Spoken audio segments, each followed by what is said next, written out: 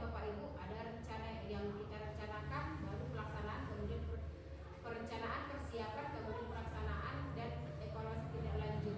Dan itu ditanggung jawabi oleh kelas masing-masing. Kemudian nanti 1 minggu kita akan melakukan pemungutan hasil apakah dalam 1 minggu itu sudah sesuai dengan program yang kita rencanakan, kira-kira seperti itu. Jadi Bapak Ibu yang menentukan di kelas 5 siapa nanti yang memilih, yang membagikan buku dan melangkar bukunya. Kemudian 1 minggu itu Bapak Ibu yang menagih, kemudian kita kumpul lagi seperti ini kembali, bagaimana, adakah tidak perkembangan literasi yang mereka lakukan setiap hari itu. Kira-kira itu seperti itulah programnya Bapak Ibu. Apakah ada pertanyaan Bapak Ibu? Gimana kalau program ini juga kita disertakan termasuk literasi? Bisa juga Bapak Ibu, tapi ya tergantung, bisa tidak mencukupi tidak buku kita untuk yang untuk kelas 1 dan kelas 2, karena kan namanya membaca kan, maksudnya literasi ini kan harusnya buku-buku yang paling menarik, sementara gak mungkin sejumlah itu menarik tiap hari kalau satu-satu, karena kan buku-buku yang paling menarik ini contohnya buku cerita.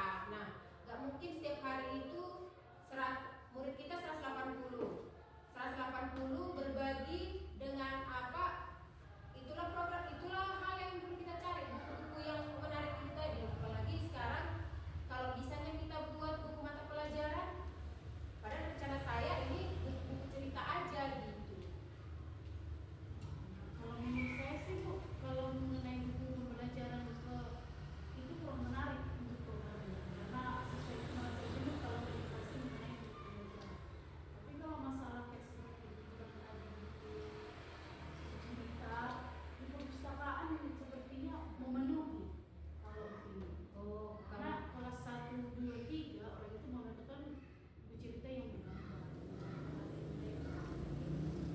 Kayak bilang tadi, kalau kelas 4, 5, 6, kemudian itu berupaya masuk dari kelas itu hasilnya yang seperti apa kan? Karena gini Bu, kalau nanti di kelas rendah juga kita buat, karena setelah mereka membaca, itu apa yang mereka baca itu harus mereka tulis. Jadi kalau kelas 1 kan kayaknya kurang signifikan gitu kan, kurang pas, karena mereka mungkin hanya membaca, tapi untuk menuangkan apa yang mereka baca itu belum nanti sempurna. Tapi bisa jadi kalau mau dibuat juga, ya itu tergantung kita.